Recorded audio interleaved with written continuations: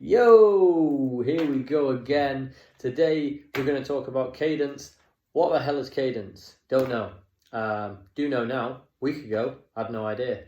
So about a week ago, somebody mentioned about Cadence, and I took to researching it and find out what it was all about, and watching videos and understanding it, and thought now I'd share my wisdom. So Cadence is something that is used technically in music producing, really, or any sort of song production to keep a beats per minute. You've also probably heard the term cadence with cyclists and that kind of thing, and it's the rotations per minute. However, cadence in running seems to be quite something, so I took to researching it and testing it out, and I wanted to share it with you. So the ideal cadence for a runner is 180 beats per minute. Seems to be the one, from what I can gather from watching videos and everything else.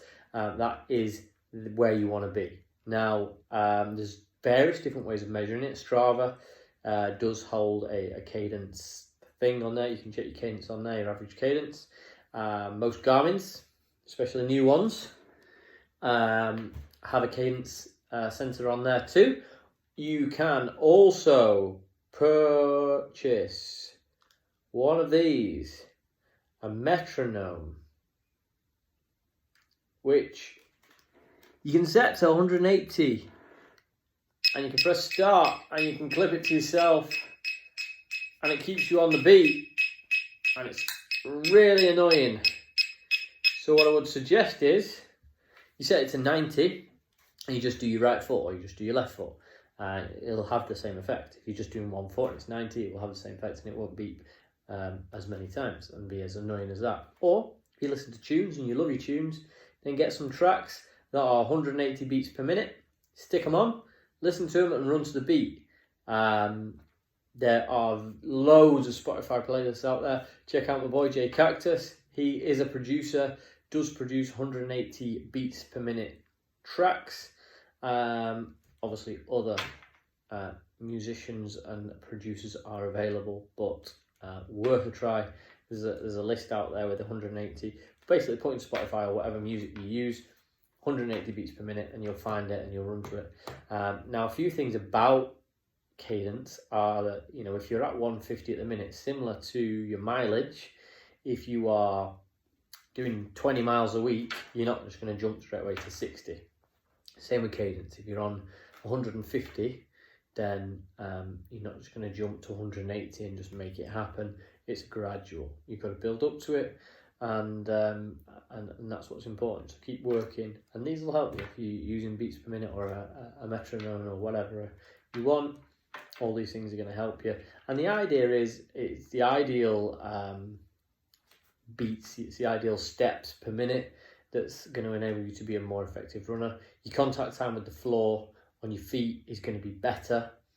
You're going to then reduce injury, various other positives around getting your cadence sorted. Then there's other things to work on after that, such as your stride length, because one person asked me, if everybody's doing 180 beats per minute, then everyone's running a similar time. No, because that depends on your stride length.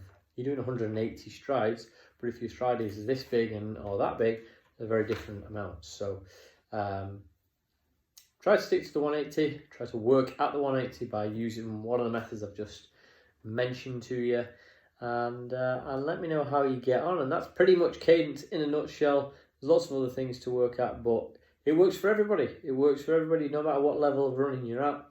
Cadence is something that's going to work for you, and something that should be considered, apparently. Like I said, a week ago I had no idea. Now I feel like I'm pretty clued up on it.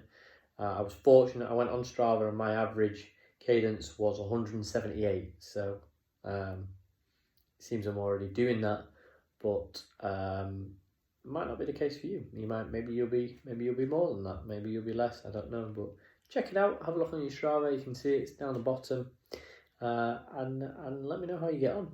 Okay, cool.